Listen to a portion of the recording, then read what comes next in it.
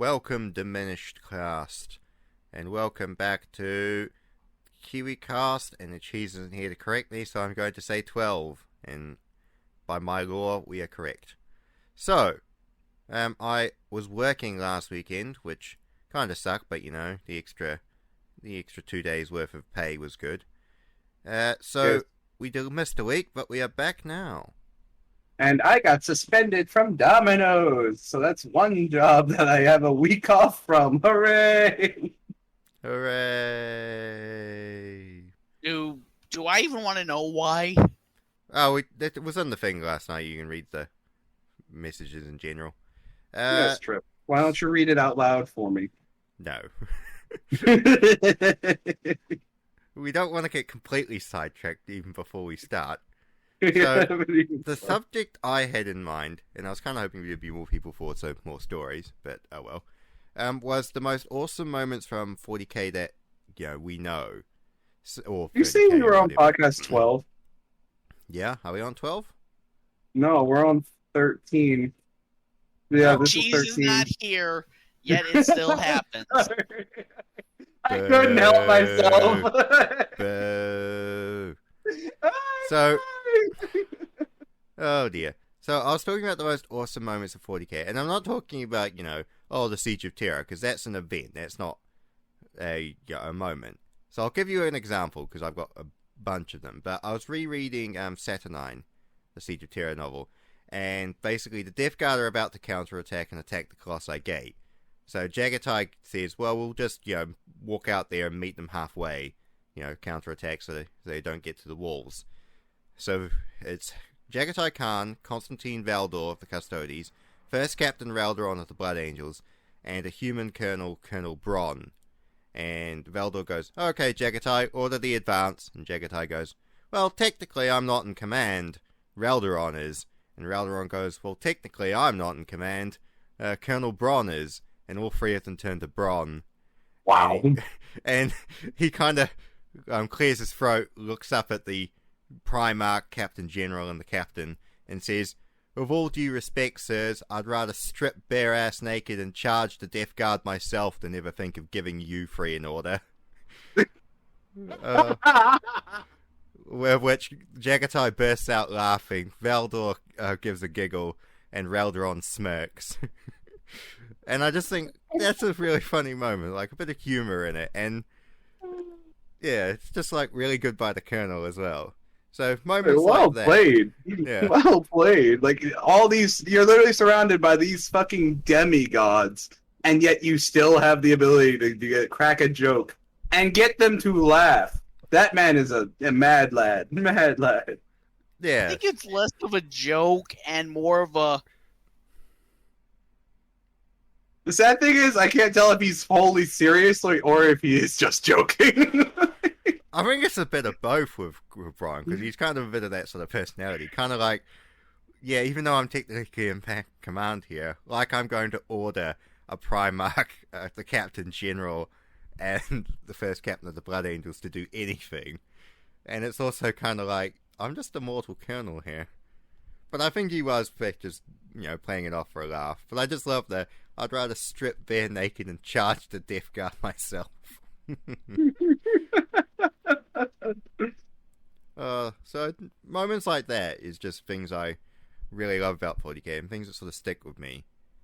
And on like the another end of the spectrum, I like Gabriel Seth, and this is 40k, in the of the Flesh Terrors, is clearing out a Gene Stealer nest, and he comes head to face with the Broodlord, and the Broodlord's kind of giving off a smirking alien smile at him. So Seth detaches a small device, arms it, and chucks it towards the Broodlord. And the Broodlord kind of stares down, looks at it, and then gives another smirk. And Seth's like, he could almost taste its amusement. Something about the futility of its weapon. And Seth goes, no, I did not bring weapons. I brought monsters. And then the walls erupt as Death Company drop pods smash through the ceiling. I just love that line. I did not bring weapons. I brought monsters. Here comes the death. Oh no, the Death Company are literally overtaken by the Red Rage, isn't it? Yeah, the Or Black is Rage. yeah the Black Rage? Like, oh fuck, they are that Brood Lord is no longer smirking. No. Or have anything resembling chitin or bones. Or Well, it's anything, it's interesting just 'cause a mash of flesh. the Death Guard like slaughter all the Gene Stealers and the Tyranids around it, while Seth takes on the Broodlord, and it ends with him literally ripping its head off. Like he attacks it with his chainsaw and then charges it and just literally stabs it dozens of times with his combat knife, and then just punches it in the face and and rips its head off. Wow, he did it the proper way, unlike a certain Marnius Calgar. Feeding his bodyguard to it. Blood, blood. So kind of moments like that. So anyone have fun moments like that? Yes. Ah, God damn it! I had it last night. I said it last night, and I've already forgotten it. What the fuck? How did I forget? I typed it so I wouldn't forget, and I've already forgot. I've mentioned it. I have to go up through the fucking general chat and find it now. God damn it! Whatever. I really wanted to talk about it. No, it wasn't. It wasn't Sanguinius versus Titans. It was how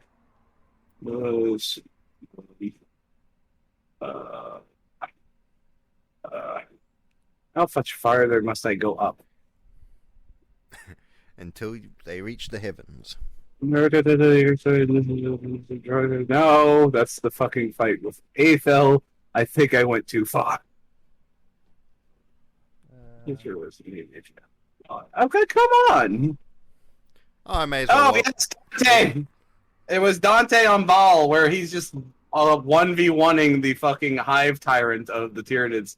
He's just all alone. He just has the fucking the Legion of the Damned on his side, just going to town. And the whole time he's fighting his own mind to not lose himself to the Black Rage.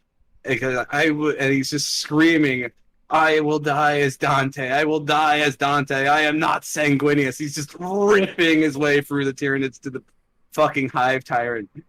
And as the Hive Tyrant stabs him through the chest and lifts him up, he charges his plasma pistol. Inferno pistol. My life for the Emperor and Sanguinius. And he just blows the fucker's head off.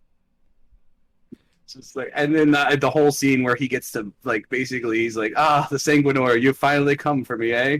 Sanguinor just like, oh no, shakes head, points towards the side to the left, and it's like, oh, it's Sanguinius. There's an interesting thought just about that first sidetrack.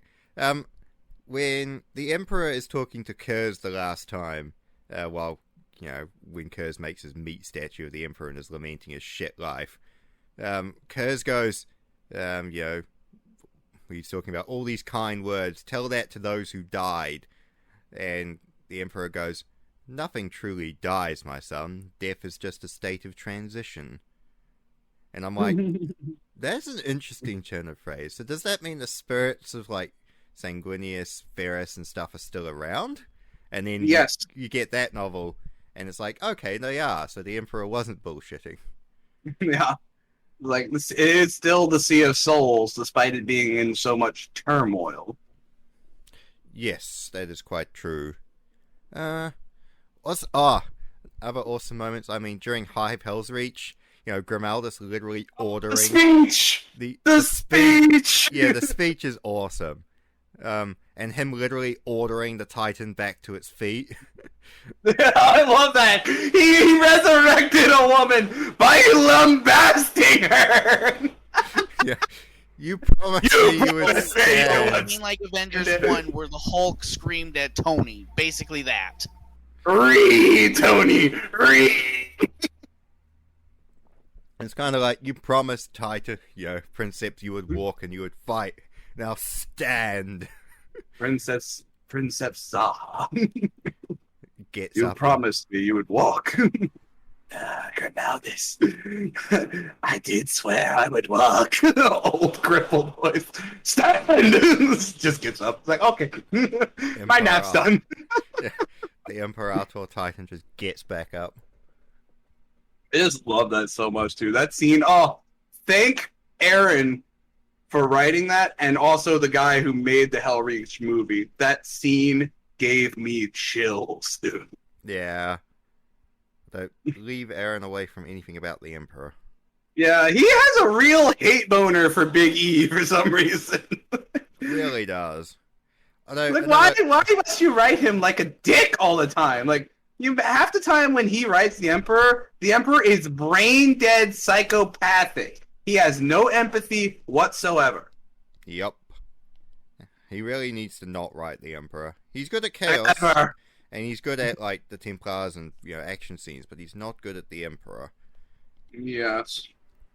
I don't Anyway, think anyone should really write the Emperor. No one should be writing from the Emperor's point of view. He's supposed to be an enigma. You're not supposed to make him anything. Like, you can write about the Emperor as like a side character, and you can write about him, speeches, and there's some good moments with the Emperor. It's just writing from his perspective, I think, is something that you should do. You can't write from the perspective of a super being. Same way with Gilliman. I don't want Gilliman's perspective. I want an outsider's observation of him. Like, I love one scene with Gilliman. He's walking through a crowd of these fucking civilians on Terra, and they're just, like, literally getting themselves killed, trying just to get near him. Like, his Space Marines are literally beating people to death to keep them away. And he's just sitting there, just completely disappointed, like, just so pissed off in his head. And that's the perspective I like from his bodyguards. I like some of the perspectives of for Gilliman himself. Like, that iconic speech from Gilliman, of "What more do you want from me?" is brilliant, and that's written from Gilliman's perspective. That one was really good, though. Yeah. Look what they've made of our dream. Okay, I actually kind of found what I was from. It's actually from an audio drama titled Blades of Purity. It's mostly a Grey Knight story, but it's not from the Grey Knight story part. Okay. Well, see, before they get to the Grey Knight story part, they were talking about a planet that got an orc that was invaded by an orc Wog. Basically, a platoon of Imperial Guard was sent to rescue a planetary governor. Yeah. And well, while they went there, took the sweet ass time because he was old as hell and wanted to put all his items on, including the multiple rings. Are you fucking kidding me? Oh, I wouldn't diss this man. Basically, and they had to fight all the way back. The planet was flooding because, orc rocks causing tidal waves. They actually found other civilians of the planet that were helping them basically make it to the extraction point. When they made it to the extraction point, basically the people at the carrier were like, sorry, the only people allowed are the governor, his retinue, and the Imperial Guards themselves. One character was incensed and pissed off, but the Imperial Governor himself was like, it is fine, let them on. Oh, what, really? So, yeah, the planetary governor was like, yeah, I technically outrank you, and yeah, all these people that were protecting me, we're bringing them off this planet as well. Wow, I'm a good planetary governor in 40K? What the fuck? True, but probably was a side motive. I mean, these are the last people of his planet anyways, so what else is he going to have afterwards? But still. He finally becomes a rogue trader. Well, I mean, no, the guy was ancient. Even by, planetary Oh, government. even with the reju treatments, he was still just, Yes, that's how ancient he was. Oh, shit. But then, yes, it brings onto a Grey Knights versus Gene Stealer story. Mm-hmm. But yeah, Why would that the was Grey it. Knights fight Gene Stealers? Happenstance. Ah. Yes, the oldest Yes, trick in the book. Okay, matter of fact, Happenstance. do you know what the sad thing is? A Battle Brother was only infected by gene stealers, not demons. That's such a relief. We're still Wait, pure. Wait. Yeah, apparently, despite what Deathwatch says, gene stealers can still affect Astartes. Since fucking when? I've never That's read that. bullshit. That's old. Since fucking when? That's not true. I refuse. Now, have the Tyranids taken, like, genetic copies of Astartes? Yeah, they used them to make the guard for the Hive Tyrant themselves. I forget what the fucking things are called. I think they're just called Tyrant Guard, actually. They're just giant fucking bulks of muscle and chitin.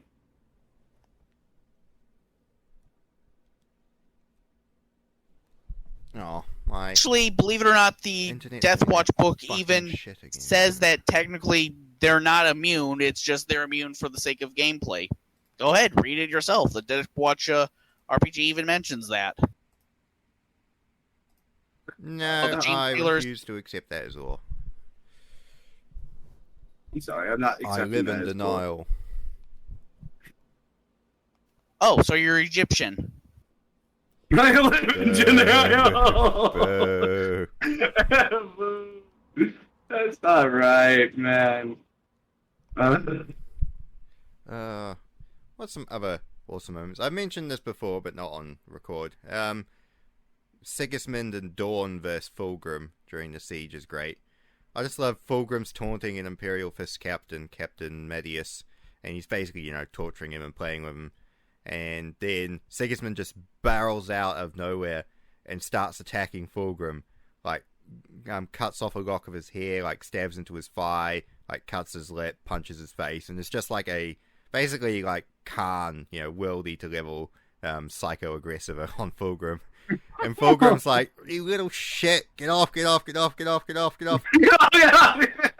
And, like, grabs him and throws him against the wall. And is about to, like, walk over and kill him. And then Fulgrim just hears a voice of, sometimes Sigismund's courage outstrips his abilities. And he turns around and sees Dawn. Mine doesn't. Oh no! And then it's Dawn versus Fulgrim. And I love that like the entire time Fulgrim's trying to go Dawn, and Dawn just isn't listening to any of his shit.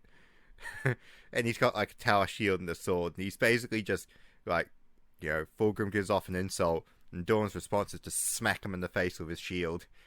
And it's getting to the point that Fulgrim's getting incredibly pissed off. He's like, Rogel, don't look around you look around. He's just screaming at him, we've broken your walls.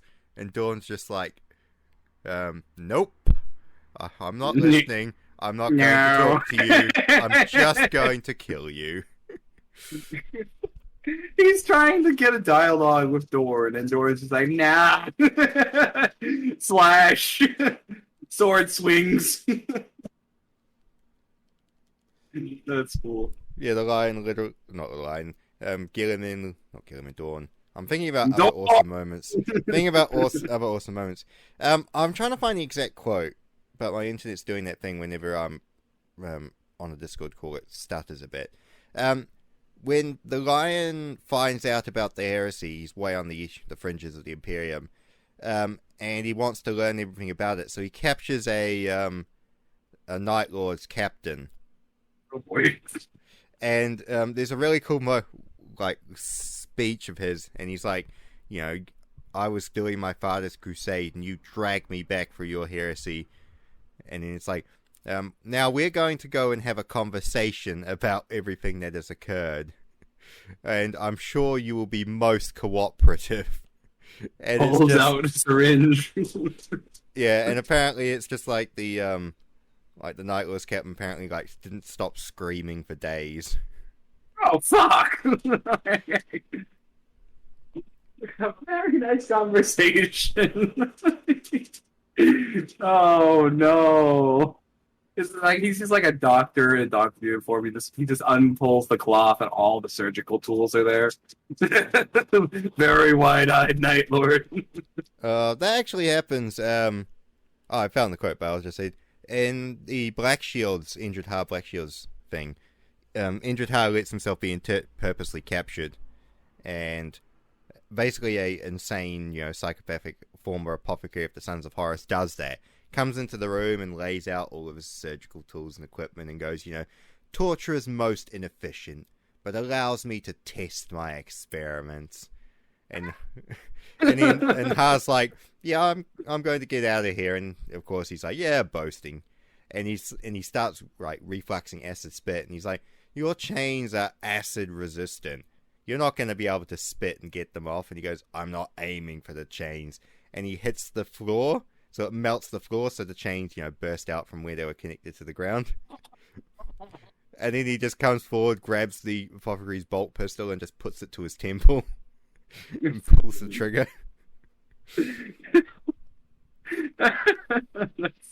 Well done. I half expected him to have the concrete connected to the chains, just start swinging around like whips at the fucking guy. Indrid Har was pretty good. I like how during the Siege of Terror, it cuts back to him. It's like a transition scene. It cuts back to him and goes, Indrid Har finished punching the Sons of Horus Legionary for the 9th time. Stopped, thought about it, and then decided on one more punch for good luck. And then it's like, the Sons of Horus had died by the second punch. But Har just kept punching. So here's this quote: the lion, to the Dark Angel, to the Night Lord's captain. I was content in the dark places of the galaxy, content to kill in the name of the Empire and be forgotten. But you have summoned me back of your pitiful failings at rebellion. For you have endangered the Empire my toil has built, and for that there is a price to be paid. First we shall speak of my brothers, Curze and Horus. Then you shall learn what terror truly means for the brief remnants of your existence.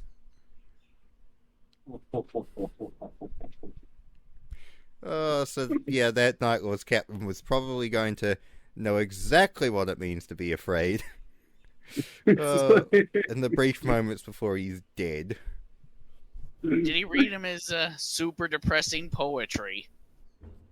Oh god! The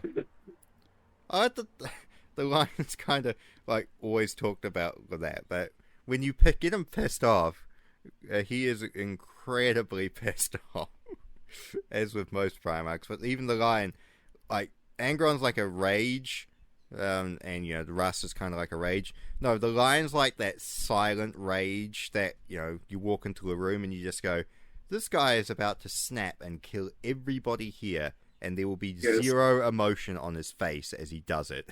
He pulls a Robo Dorn. Special as well. Yeah. Dorn does the same thing. I do like a bit of character for Dorn, when he learns the truth about the heresy, he locks himself in his room and then trashes it in anger, because he doesn't want anyone to see him being angry. It's like, no one needs to see this. Me being angry makes walls shake. Does anyone remember that? He's just making a weird growling sound and the walls of the palace are fucking shaking from his anger. Yep. It doesn't surprise me. So I don't even want to know what that room looked like. It's probably open to the open air at that point. Oh. The Astral Knights. Has anyone heard about what they did? Ram a spaceship into a Necron world. Necron Death Star? Yes. That's an awesome moment. I just love the Ultramarines and everyone else is like, we have to fall back, we can't do it. And he's just like, I have a plan. And he's like, okay, what is it? And he just... Why are you going towards that planet at super speed? What is your plan? Tell us your plan! He just like, rams this is the plan! He just rams it right into the... and just trashes it. It's just great. We can get another one from the Mechanicus. Yep. You hear screaming in binary in the background.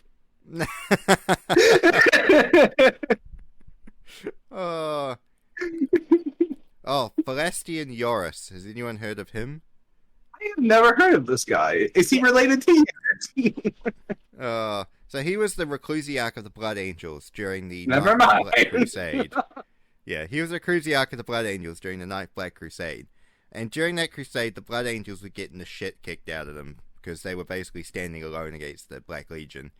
And their chapter master was killed by Abaddon, and their captain was killed and had his gene seeds destroyed by Abaddon. And it was basically they were getting the shit kicked out of them. And the only fighting force left of the Blood Angels that was an effective resistance was Yoris leading the Death Company. And so Yoris was kind of looking around and going, well, fuck this losing shit, and came up with a plan. So we started using the Death Company as hit-and-run tactics. And you know how that difficult that has to be, you know, organizing fucking Death Company to do stealth and hit-and-run attacks. But he managed to divert enough of the Black Legion out to looking for him that it left Abaddon alone in the field of battle with his bodyguard. So basically, yeah, for days the Blood Angels waged the guerrilla war, and then until they exposed just, Abaddon and his bodyguard, and then Yoris and all the Death Company just charged into them like a blazing glory. And basically, the Death Company annihilated Abaddon's bodyguard. And Yoris, at this point, who was, almost on the verge of succumbing to the rage himself, fought Abaddon one-on-one. And what happened was, Yoris's attack was so savage that actually wounded Abaddon to the point he had to use sorcery to run. He just fucking bailed. Abaddon's bodyguard were literally cut down to a man, and the Death Company were basically hacked apart by the Black Legion after killing about, 10 times as many Marines as they were. But what happened afterwards, which was incredibly awesome, is when the Kakaradons and Imperial reinforcements showed up onto the planet, they found an interesting discovery. All of the regular Blood Angels' corpses had their gene seed destroyed beyond repair, as an insult to unworthy foes, but they found what happened to Yoris and his Death Company. What the Black Legion had done had made thrones for each and individual member of the Death Company out of the dead corpses of the Black Legionaries they had killed, and seated the Death Company upon it.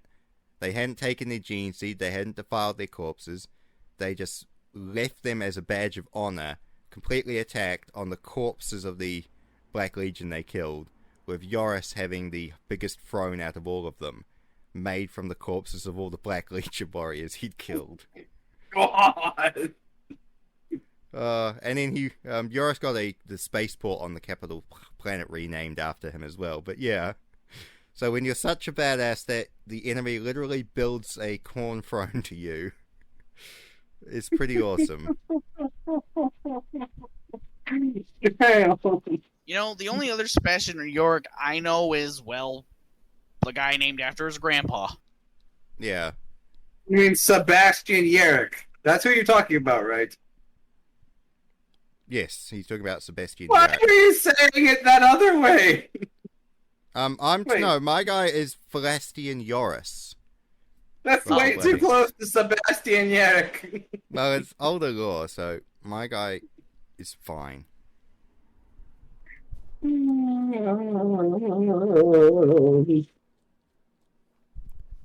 So yes, there's some pretty cool moments like that. There is a ton of epic moments in 40K. Another good one. Does anyone remember when Gilliman flipped his desk so fast that no one could even comprehend how fast he flipped his desk to block bolter shells from the Alpha Legion that tried to kill him? Oh yes, the assassin team. I love that time literally stops for him and the captain as the bullets are still flying and they're having a conversation. Grab, talk to me after you've killed him, or talk to me before, not during the fight. And then the worst part is you get the ultimate cock tease. It just cuts away, and then the guards bust in the room, and they see Gilliman, who's for some reason wounded in the corner, Like, how the fuck were you wounded? First of all, you have a giant wooden desk that apparently is bolter resistant. Well, he was unarmed and unarmored in the room. It's made He's a it's fucking made out of Primarch! mahogany from Malchior 6. But he's a Primarch. We've seen Primarchs like Perturabo literally de-armor. I meant bitch. I meant how his desk was invincible. Oh, well, it's also, called plot armor. You know, like Primarchs, you know, even unarmed are kind of, you know, sort of being, Broken. yeah, attacked. I mean, Like, Alpharius was Perturabo- wounded by a grenade launcher that hit his back when he was unarmed and unarmored. I mean, it Oh, healed wow. pretty quick, but it's still. Ow, you And apparently opened my Fulgrim was spine. shot in the eye, and he survived. And he still had his hated- eye. This was one thing I. Ooh, Yeah. ooh, Ferris Manus caught a fucking las beam and crushed it in his hands. I don't remember that. What? Oh, God. You don't remember this? Oh god, no. I will find it. Yeah, I do not remember that at all. Ferris Manus catching las crushing. Bolt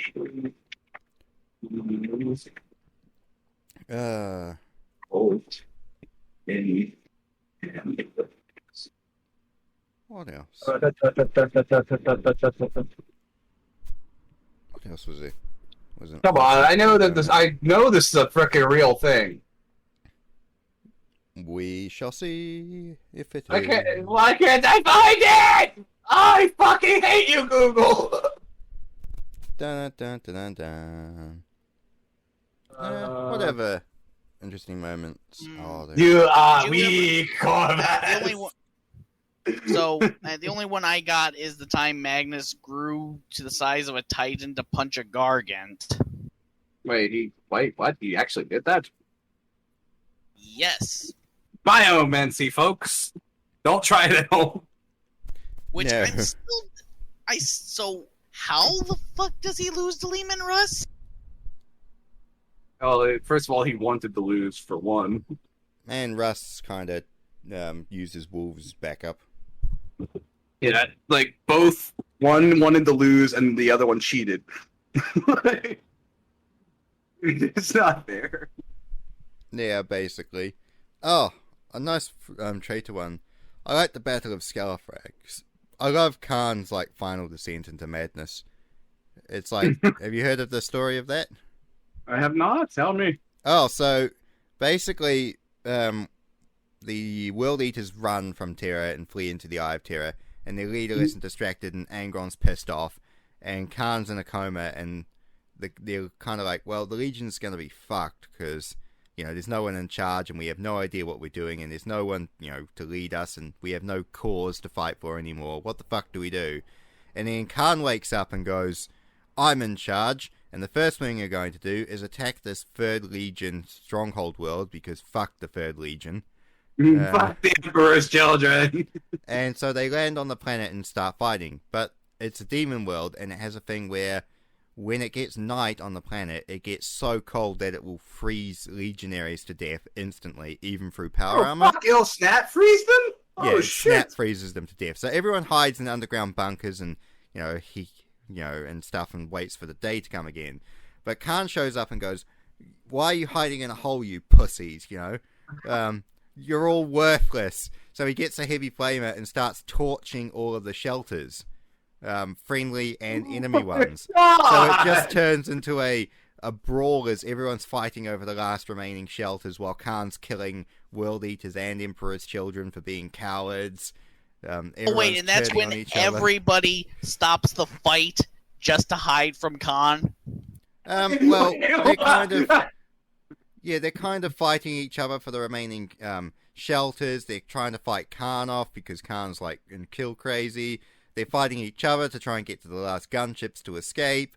And it's just a massive brawl with everyone fighting everyone. And the aftermath of that is basically the World Eaters, instead of being united, have actually gone to being petty war bands and have lost so much of their strength because of Khan. And that's how he earned his title, the Betrayer, because he betrayed his own legion and started burning them with a heavy flamer. Kind of betrayer. So yes, stop hiding in a hole, you cowards! He starts attacking them. I burn everything, Reed. No, there is only war, you cowards. Stop being pansies. It's so bad. Oh no. Yeah, Khan really was not quite friendly to people, was he? What a dick move, Oh, man. someone who worships corn is not in their right mind? Who would have fucking thought? Is the mantra still continuing? The mantra never stops. Have you gotten through the third legion yet? Well, there was 120,000 of them. I'm up to like 90. At least you haven't found. At least you haven't said his name yet. At least you haven't found Lucifia's voice yet. Just yet. Oh, you'll keep going through the list till he finds them. Until he finds Lucifia's voice. Like, I can't wait for that. He goes slowly turn his head. Oh, Like, I know. I see. It's like, oh fuck. another one, another good traitor one is Yago Sevatar, first captain of the Night Lords. So basically, the Night Lords have had their shit kicked in by the Dark Angels. They've lost 40,000 of their legion, or most of their ships, and the remaining legion have kind of fled back to, hiding in over this world. And Sevatar shows up and sees the last, 5 captains, and they're all arguing about what they should do. So it's kind of like, well, what do we do? And they're all arguing, and they're like, we need to counterattack against the Dark Angels for honor. We should attack this world and this world. And Sevatar's like, all of you are fucking idiots. Like, we should just bail and, rejoin up with Horus and, ransack and raid where we can. And they're like, nope, you're an idiot, Sevatar. We're going to counterattack against the Dark Angels. Honor is on the line. So he's like, whatever. He leaves his halberd behind and says, I'm going to go talk to our Primarch, because, Kurz is in a coma at this point. He's like, I'm going to go see our Primarch. And one of the captains looks and goes, why did he leave his halberd there? This is really weird. And Sevatar walks off, and then he looks at it and goes, oh fuck, his halberd has a teleport homer in it. So he runs from the room. In that moment, this one captain runs from the room. In that moment, a squad of Terminators shows up and kills the other 5 Night Lords captains. And this captain basically gets a bolt round to the leg, but escapes out the door, where he's confronted right with Sevatar standing outside the door, smiling at him. And he says, you're smart enough to sense my intent, so you get to live.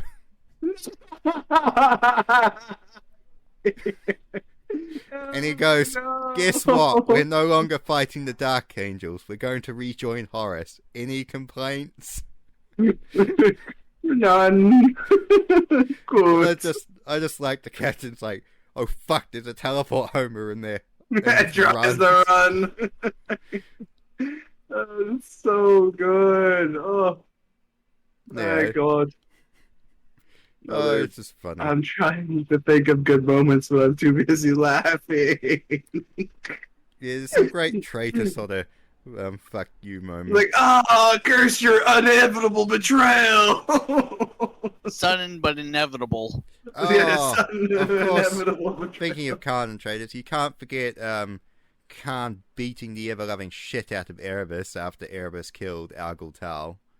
You will The pay one for person, this he treachery. kind of liked. Yeah, his one friend.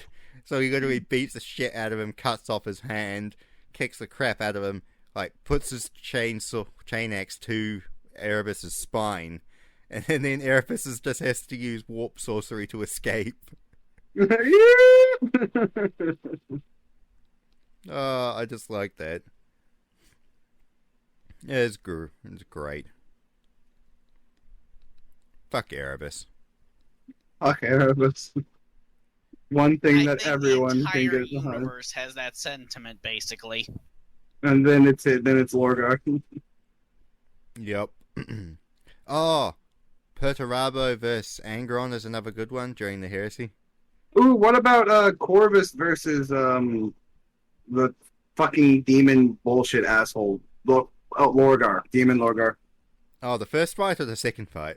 I think the second fight where they're in the fucking warp and he's just turning into fucking ravens and just ripping apart his people. I like the first fight's quite cool because it's kind of like Corax literally hacks the shit out of him and he's holding his talon to Lorgar's throat when Kurz intervenes.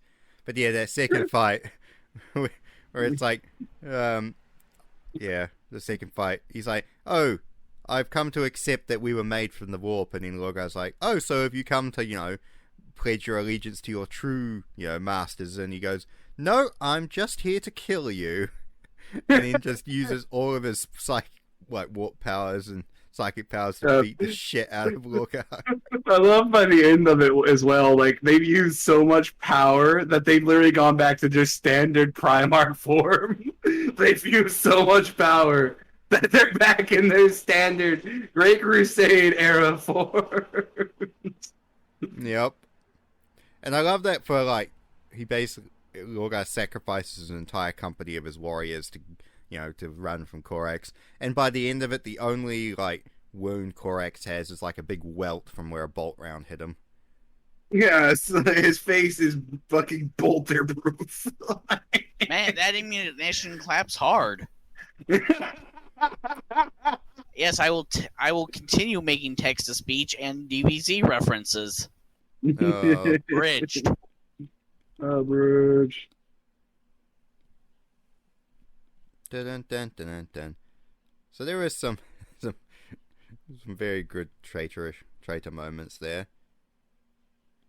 What other interesting sort of wireless moments sort of there. I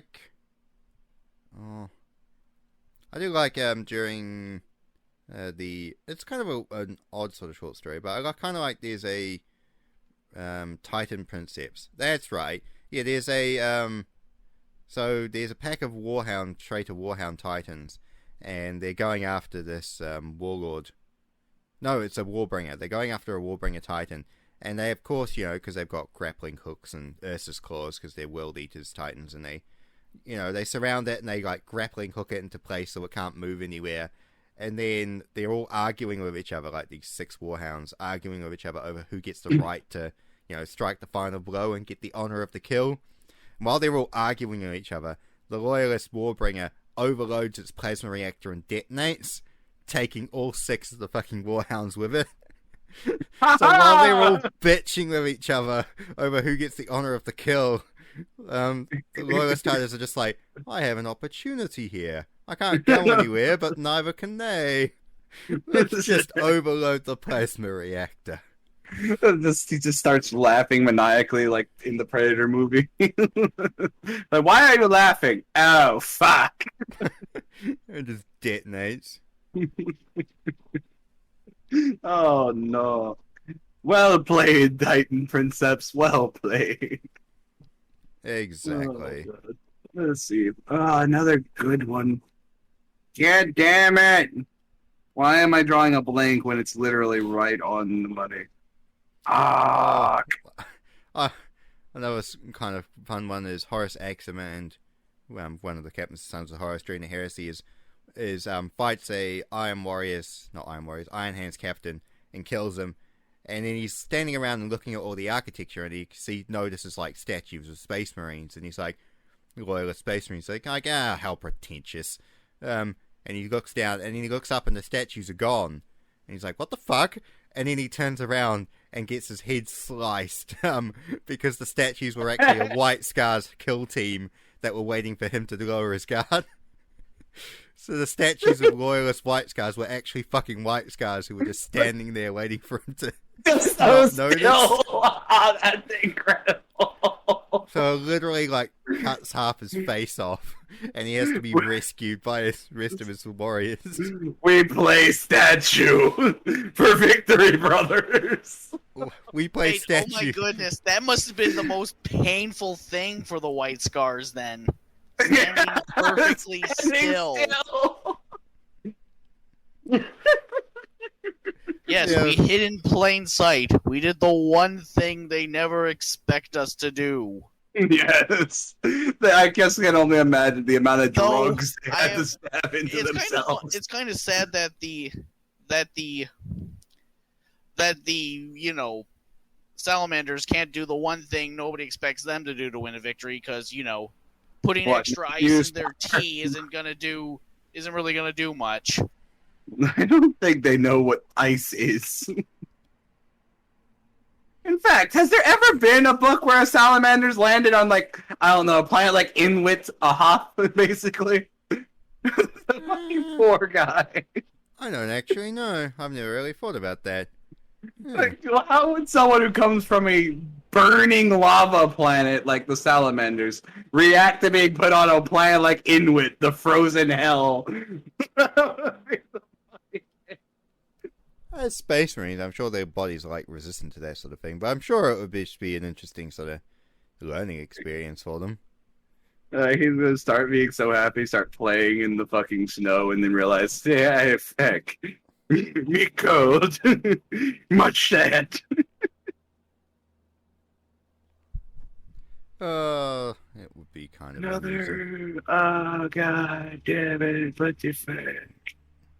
Yarrick versus the in the first War of Armageddon, where he solos a fucking war boss and gets his arm cut off. That was a really cool moment. And he somehow fights through that entire battle without an arm that's just bleeding continuously. Fucking hell! Oh, there's a few people who've done that sort of thing, like fighting without arms Like, sort of thing. Although most of them are This is Space the Marines. wound! Like, fuck! The Space Marine can clot, like, instantly. Yarrick's is running around, open wound, blood Oh spraying. wait! I think I know how Yorick survived that. It's called the WoW It only energy. bleeds. It bleeds only when his heart beats, and he's so old. I just now made a Futurama reference. You're an idiot! Oh, During the that's first true. War of Armageddon, he was not even in his 30s! Wasn't he? No! He was He about was to very retire. young. No! In the first one, he was very Yes, young. he was about to still. retire. No, he was not! No, he was not. No, bull. No, in the first Orc War for Armageddon, he was about to retire. First War for Armageddon. Okay, 1 second. Orc War. Yarrick. Age Sebastian Yarrick. in the First War. But then again, I don't know how he survived being ran over by his own Bane Blade. Wait, what the fuck? I'm guessing the ground was very muddy. That is an interesting point. Oh, where? This is another fun. Guess what it was? funny Oh, moment. guess I what the like tank there's was a- called? The Crusher. No, No. It has its own name. I can't remember it though. The Fortress of Arrogance. That's right. I like there's a moment where there's a loyalist Titan and it has to get to enemy reinforcements and it comes to an ocean and it's like, oh fuck, we need to get across the ocean. Should we radio air support and get the Titans to drag us over? And he goes, no, close all reactors, all ahead full, and it just walks across the fucking seabed. across Oh the my ocean god.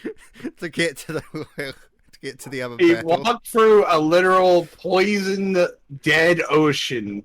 with like, it's fine. Yeah, the Fuck Titan it. engine just being like, yeah, it's fine. Oh, it's great. I am not answering. I can't fucking answer right now. Why does everyone want my attention? That is not a sentence that's possible. Fuck you, Trip. Dun, dun, dun, dun, dun. Yeah, I think Yarrick was quite old. Oh, I'm trying to find his actual Colonel age. Ironhead Strachan. Hey! I love him. Must I do it all myself? I just love, like, he gets his arm bitten off by a land shark, doesn't even scream, and just beats the shit out of the shark with his combat knife in his other hand. And then you just hear his leadership style of yelling at people. and he was still throwing grenades while they were reattaching a new arm to him. Yep. That was great. Yeah, he kept marching onwards with only minimal treatment to charge ahead of the group through an Eldar fire, pitching grenades with his remaining hand. He just, I don't give a fuck. Fuck it. For the Emperor, dude, I swear. Some of these guardsmen are just bullshit. Yeah, I just love that. You there, yes you, pick up Sergeant Creek's hand. The medics might be able to stick it back on later. Don't stop charging now, you damn work-shy sons of acid grubs. We're only halfway up this damn hill. He just doesn't stop. Like, I just want to know how he's able to say all that non-stop, not even taking a breath. It's just lungs of fucking iron. I think some drill sergeants, well, he's colonel, but some of those sort of drill sergeant-y types just have infinite lung capacity. Yeah, infinite. It's aim and fire, not aim, aim, and aim. Aim and aim and aim and aim! I love that. Medic, stop whining, Brooke. You've got another damn leg. Oh, I love that. Emperor's So teeth, fun. their blood sinks. Get that heavy flamer into the trench. Flush the damn Grok's heads out. No, not that trench. That one, you idiot. He just doesn't stop. Every battle's a training session for his men. It's not a battle for Shraken. It's fucking target practice. Oh no. He's just just some sort of great sort of commanders like that. What about Xenos? I don't even think of too many. Like, it's interesting. A lot of the awesome moments come from like Imperials or. Well, most books are always written Chaos. from the Imperial Like, I perspective don't really because think of too many like awesome space elves moments. Wait, what about Trays in the Infinite, where the time guy? What was his name? Orc and the Diviner. don't forget Yes. He kept rewriting. He kept rewriting, rewinding time every time he basically blabbed something he wasn't supposed to in the courtroom. That's kind of funny. And I like Treziad pissing off Orkin by giving him a gift, and then the gift turned out to be like gene stealers. No! Ah, yes, the enemy of Hot Topic everywhere. Yeah. Oh, Let's not forget. I mean, a good moment for Uthran was where he took out the entire Cabal single-handedly, just butchering them. or Eldrad causing Abaddon to run. That one was 1v1. pretty funny. It's like, you sure you want to go, bro? It's like, yeah, never mind. Like, this is stuff during the 13th Black Crusade, like the old law. I don't know if it's still canon now, but I like to think it is. Ulfray fights Abaddon, like, spear versus Talon of Horus, and Ulfray gets, like, two good solid spear stabs into Abaddon's gut, and then he does a spin move to attack again and discovers that Abaddon's fucked off using sorcery. I was like, no, I'm not going to be killed by the 10,000-year-old old man. He just, dude! Bones is literally Okay. crystallizing. Shut up. He's still No, fine. I'm just saying, his bones are crystallizing. I don't care. Never die, Ufron. Never die. But I just like Abaddon just runs. Abaddon I- just starts off. I He do doesn't really fuck on the- despise Abaddon's plot armor, because he has the like worst plot armor of any It's character. not Oh no, fair. that's Like, Lucius the Eternal. Oh, Lucifer literally can kill. What was it? Anyone who kills him becomes him. Like, that's Anyone who- bullshit. anyone who kills him or feels emotion while doing so. So literally, you have to be like the lion and have absolutely no emotion as you just go, yeah, just end him. Basically. Yeah, But Abaddon, I mean, basically- like, Captain Stern of the Grey Knights has kicked his ass, Valestian Yoris, Sigismund, Nathaniel Garrow, I mean, who else was there? Kelgar got him once. I mean, there's so many people who... Jesus. I'm pretty sure that's old lore now, but yeah, Calgar beat him once.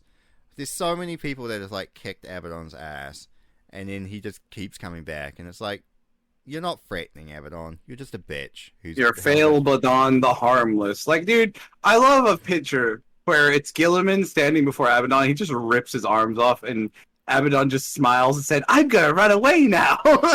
It's just like, oh, god damn it. Yep.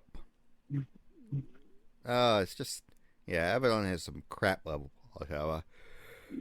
I want to see whose plot armor is harder. Sure, I think it's Lucius the Eternal who has the most BS plot armor. I want to be trained by Lucius. He's so broken.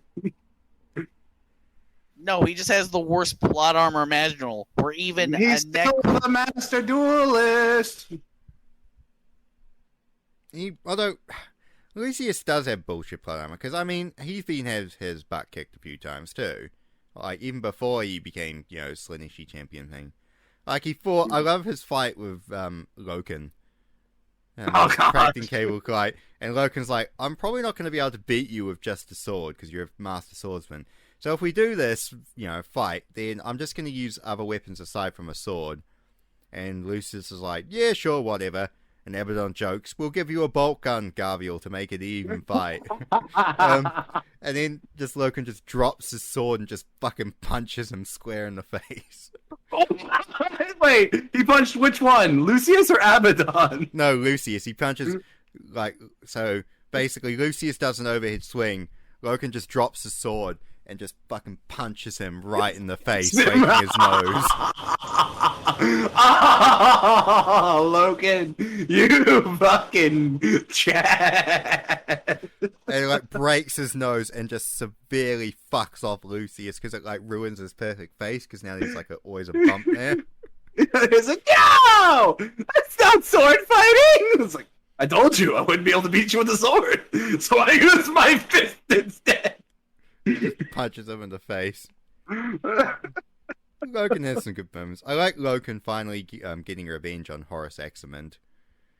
I love how he stabs him through the gut with a chainsaw and then just revs it and just moves it through his insides.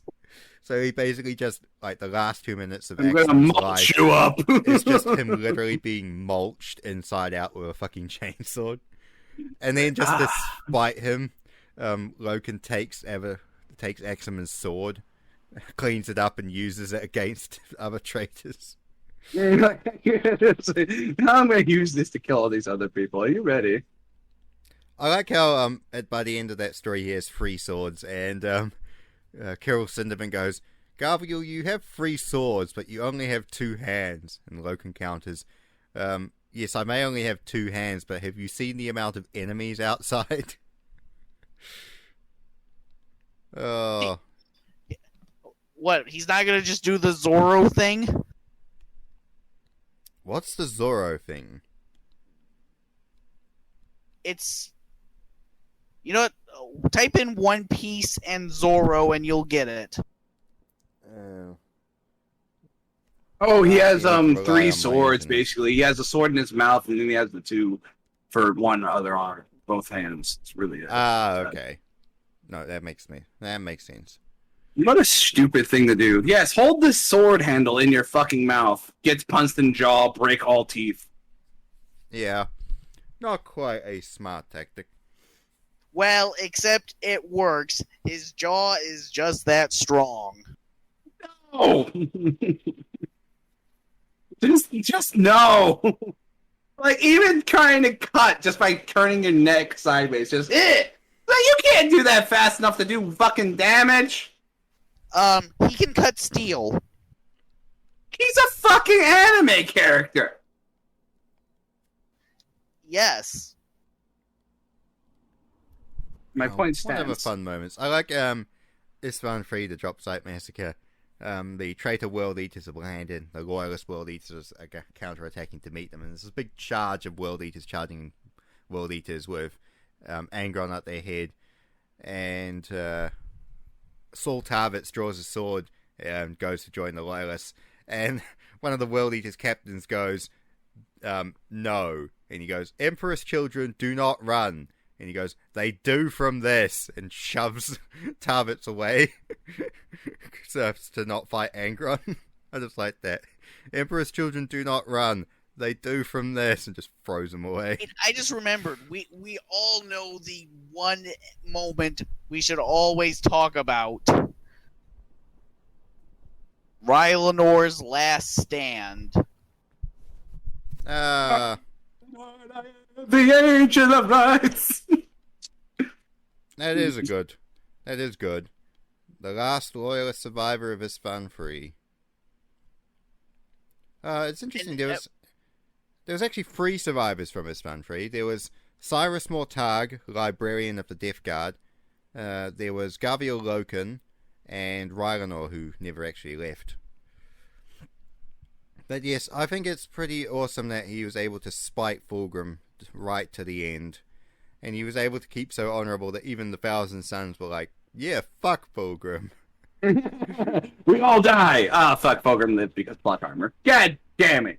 Well, No, yeah, they because would of rather war. die to spite him. That's what they were doing. They just wanted to spite him. Well, it worked. Exactly, I mean, you know. He's been Why not? pouting on his demon world ever since, so I mean, I guess victory there. Although, apparently he is, there's little snippets of lore of him being back. I imagine his model, you'll get a new model when the Emperor's children get an update. If they stop making Primaris lieutenants. Anytime soon, GW, you know? Maybe make something for the traitors instead of just Aren't they constantly on Soldiers need- Primaris model? Enemy, sir. Now I just did a small soldiers reference. I am so tired of seeing Space Marine versus Space Marine battle reports. Like, for fuck's sake! What the fucking is the point of your hacking your fucking, what the fuck, Tournament League if it's only power armor versus power armor? Now, fortunately, it's what GW shilling and wants they want to be competitive. This is the one that makes all the money. Everything else would make you money too, you fucking idiots. Nah, oh well. C'est la vie. Oh, what else? Captain Raldoron vs. Gendor Scribok of the Night Lords. I've told you about that one before, where, the demon sword just disappears in the middle of their fight. Oh yes, that one. And Raldoron just fucking throws them off the palace walls. Why? Why have you betrayed me? I just love he throws him off the fucking palace walls and just I just cracks down on the ring below. Oh, there's also a what was an interesting one? Oh, by Magnus. Magnus picks up a Stormhammer battle tank, literally uses psychic powers and throws it back at the loyalists, and it detonates in an atomic explosion. It's just like, whoa! I kind of forgot how powerful you were, Magnus. That's pretty metal.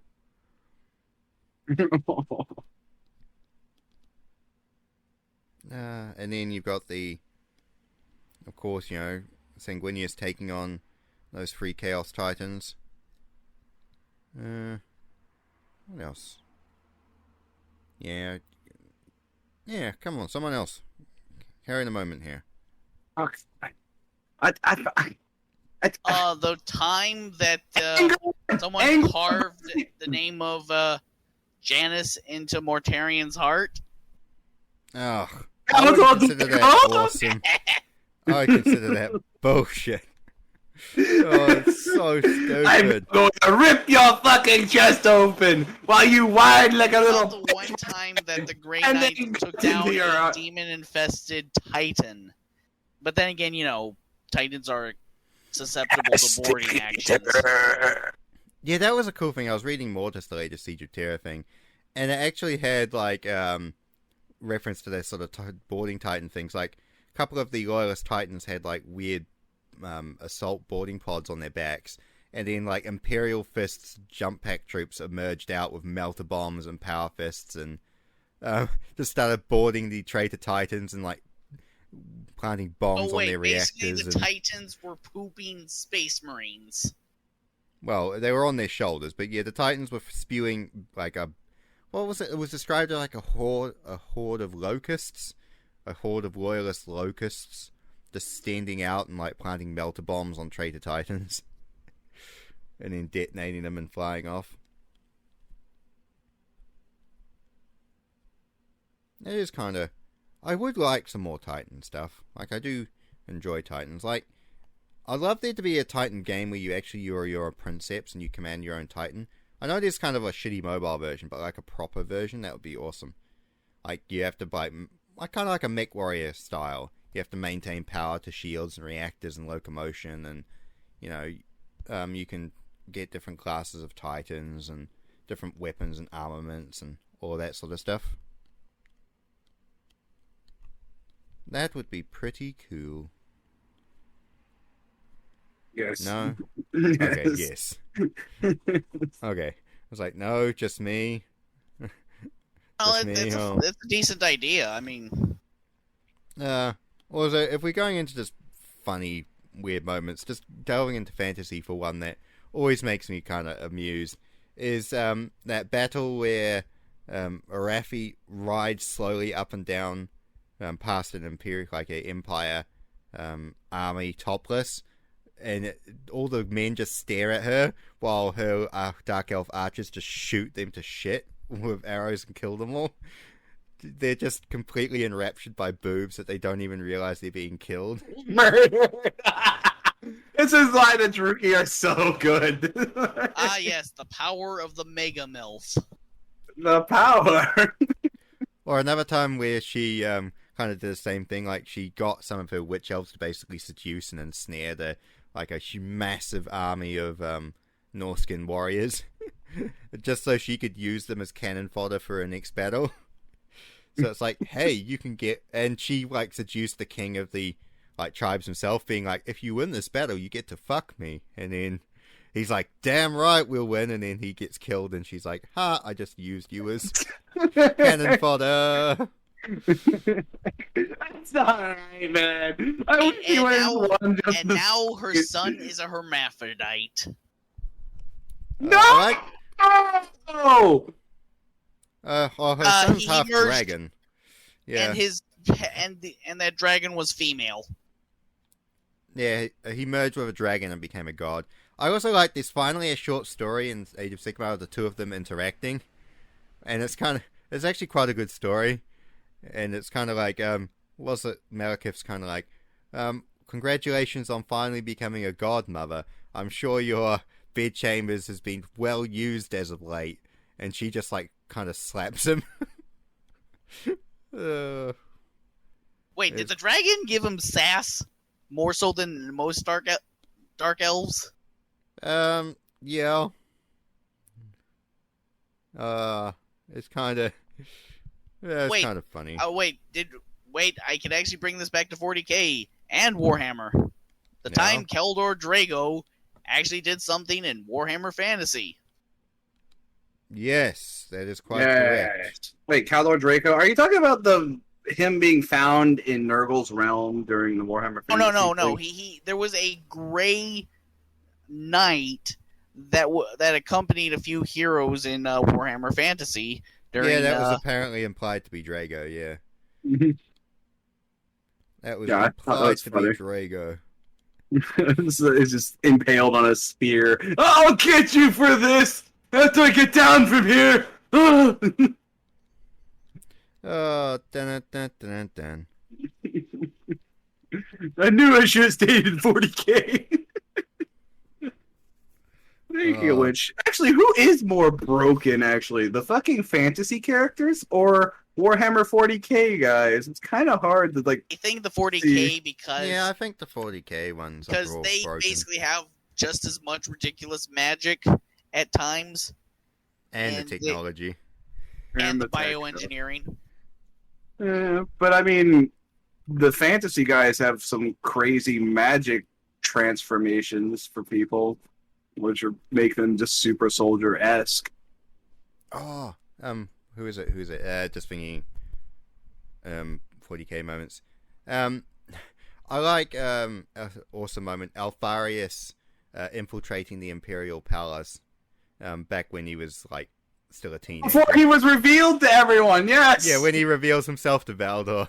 It was like, I just you love- didn't know about me, did you?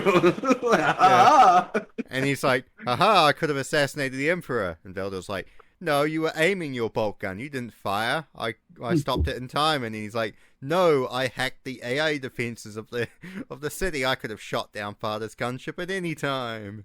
It's like, I had you dead to rights the whole time. And I love Alpharius' reaction. It's like, when my father found me, he was filled with amazement and wonderment. Malcador's reaction upon meeting me for the first time was one of surprise and astonishment. Valdor, however, Old. Yeah, Why were Valdor you- is kind of an asshole. He's Valdor was always an quite asshole. irritated. Alpharius goes, what was it? Valdor comes off as legendarily arrogant, except I don't think he's actually capable of such an emotion. However, by God, does he admit it? Like, does he emanate it at times? My God, he admits it. I think my whole favorite part of that whole scene, though, doesn't have to do with Alpharius. It has to do with Malcador apparently snapping his neck so fast in Alpharius' direction that wind and sounds were made. Alpharius was like, how did he not break his neck? Oh, yeah, and I love the I move my bones with piss and vinegar. I just love the Yeah! a spear duel on the roof of the Imperial Palace is not maintaining secrecy, is it?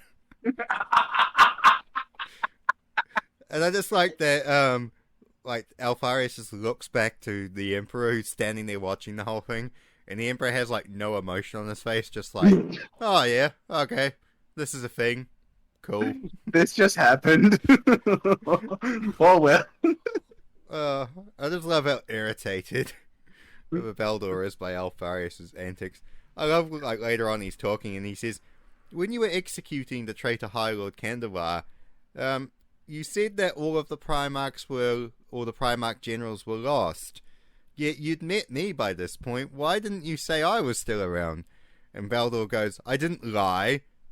And he goes, I don't know what you are, but you're definitely not a general.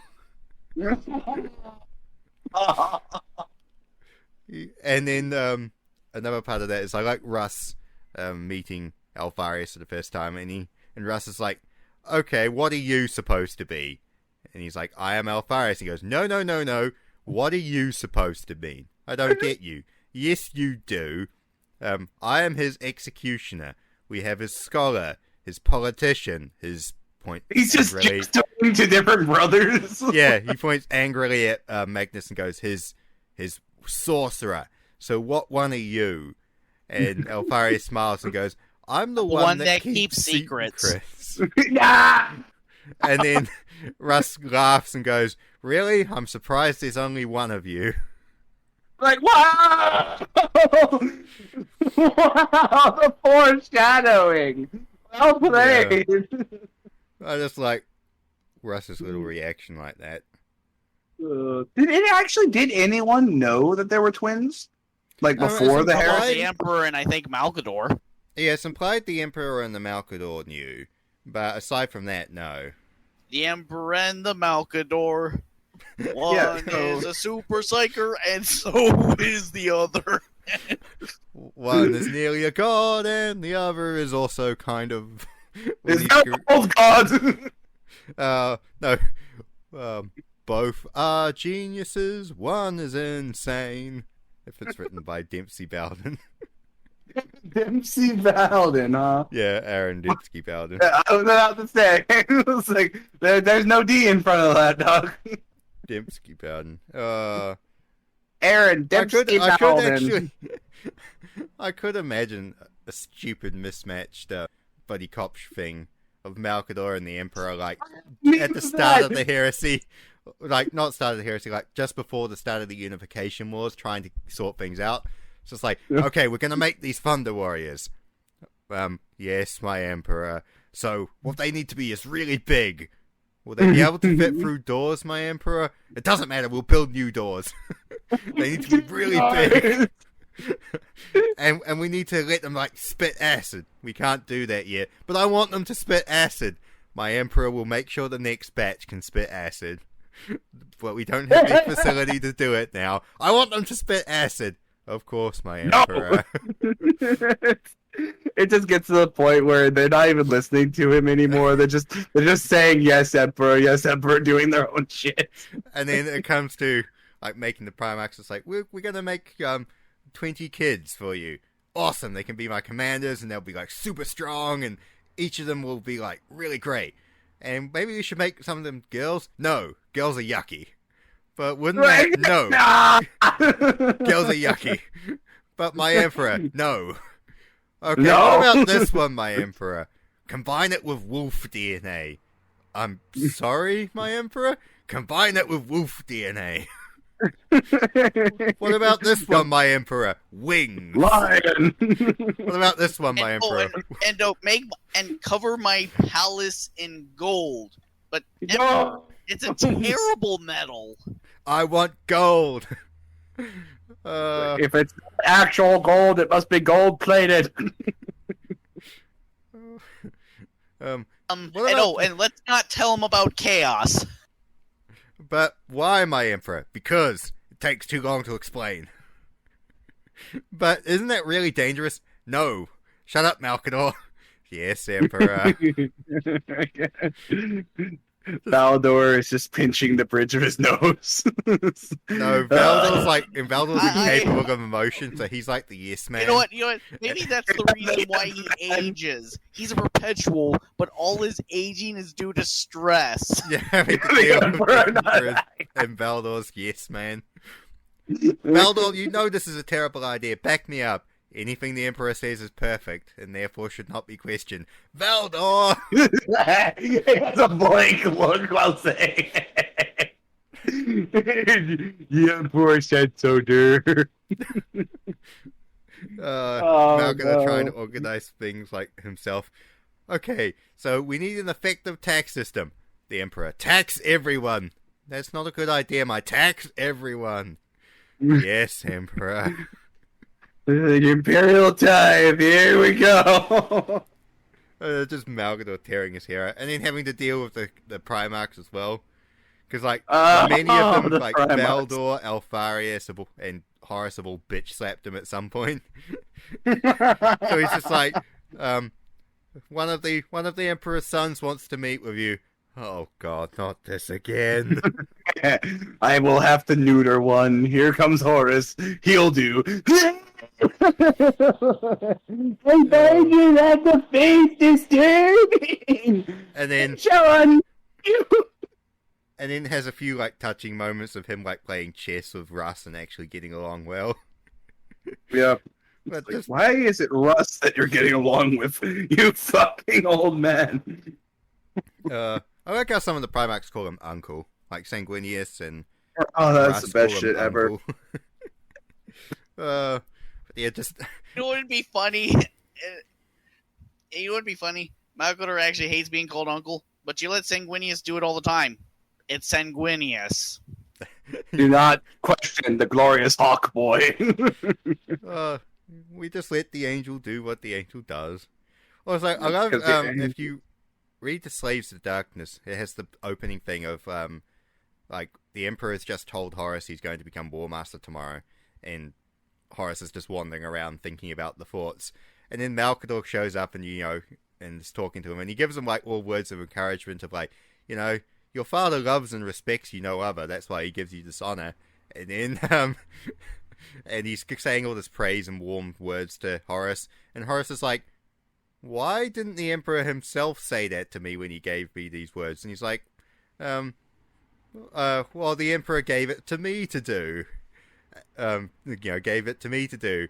And then there's just a little thought of Horus of like, yeah, it seems to be Malkador's the one that seems to give us with kindness and actually treating us more like a father than the Emperor does sometimes. So dumb. It's so sad. But I just so like sad. to think that goes into like the stupid mismatched buddy cop idea of like Malkador actually being like more of a father figure and giving a shit about each of the Primarchs. Being like, The Emperor is just Emperor, like, maybe you should give some of your sons some affection. I mean, some of them. You no. know, Like, Affection for seriously, pussies. what the hell were you doing to Angron? Damn it, man. Damn Put the fucking in stasis until you figure out how to remove those fucking nails. and it's like, no, Well, you know- too busy. So Malkador's like, do it myself. Exactly. Why is Malkador do it himself? Like, Angron, I'm sorry. Activate station field. I like what was Negatai's words? Father isn't always right, you know. When Everyone talking turns. about the Emperor. And then Malkador's like, spoken like you were meant to speak. Oh, poor Malkador. It's like, I know how you were all made. How does that make you feel? Oh boy. Poor Malkador. He'll live. No, he won't. So, admittedly, he had his asshole moments too. Like, you will not speak about the two The Primarchs. second Primarch wing. Yeah, have a bitch. I have a meme of them just in, the Men in Black uniforms, and it's the 2nd and 11th Legion behind them being purged by the Space Wolves. They pull out the flash device. You remember nothing. No. It's the Penguins from Madagascar going, you didn't see anything. but I did. No. See anything. No. No. No. No. No. Well, I reckon that's a decent place to end it. Also, you can't forget Horace throwing that Orbos out a fucking window on Ulanor. Yes, Olenor, so good. Oh, just fucking chucking him headfirst out the window. Oh, another thing on Eleanor that people often forget is that was maybe one of the only times that the Iron Warriors and the Imperial Fist worked together to pave a planet for a parade. They did. I also And yet they were like, still bitches. oh yeah, I like the first few like training battles that Dawn and Perturabo fought together after they did training matches against each other. And Dawn won like 20 games in a row. And then Perturabo was like, why are you winning? And he's like, well, I'm glad to teach you, brother. Here's my technique. This is how it works. And it's like, oh, they could have actually gotten on well together. But, unfortunately, no friends allowed in 40k. Yeah, no brotherly love or companionship. Except for a handful. Or it ends unbelievably horribly. Yeah, can you just imagine, remember the Khan and Magnus's shard on Prospero? Oh, yeah, look at what Lehman did to me. It kind of sucks. Fulgrim and... Ferris Man. Manus. Ferris Sorry, they have... Manus. They have very similar names. Ferris. Fulgrim! Ferris! Wait, does Fulgrim actually have a last name, or is he just Fulgrim? No, he's just Fulgrim. Some of the Primarchs don't have last names. Like Mortarion Yeah, doesn't that's have a fucked up. last name. Magnus doesn't have a last name. His last name is his title, the Red. That's just his title. Technically, Jagatai Khan, Jagatai is his name. He only has the one name, and Khan is his Khan is title, his which title. means title. Sanguinius only has one name. A few of them have multiple, two names. Like Gilliman has two names. Dawn. Rabute Gilliman, the Great Gun. The Avenging Son. Oh, to be God. fair, he is the Avenging Son, since he's the only one left. Phoenix. And he was the only one with a regular family upbringing, too. That's kind of really, No, really Dorn had creepy. a regular family. Oh, yeah, Dorn did. He His was raised grandpa. by Grandpa. Yeah. Yes, Dorn has childish Keeps the moment. blanket. Yes, he sleeps with blanket of Grandpa. You know what? Remember your buddy cop thing when Could you imagine, like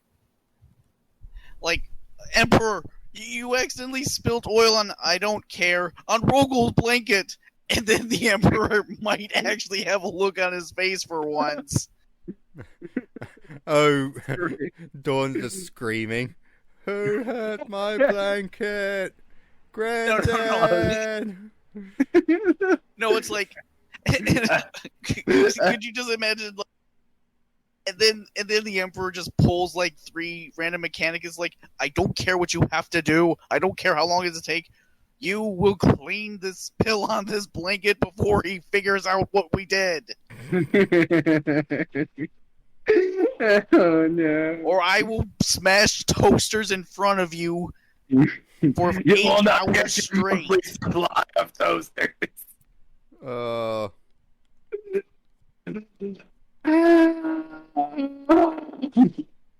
hmm. 40K, 40K, so fucking great, it's unbelievable. Alright, well, I think that's the end of Adventures. Anyone Yes, else have anything else to report? yes. Is there ever a good planetary governor? Not that I know of. I don't know Other of than any the one prominent who governor. other than the one that let as many people get off the planet with him, even though it was just his evacuation. Yeah. Other Yeah, than that's that just guy, common decency. I don't really think there is too much. I think most planetary governors are kind of dicks. They're all dicks, man. Alright then. Anyone have an idea for a topic for next time?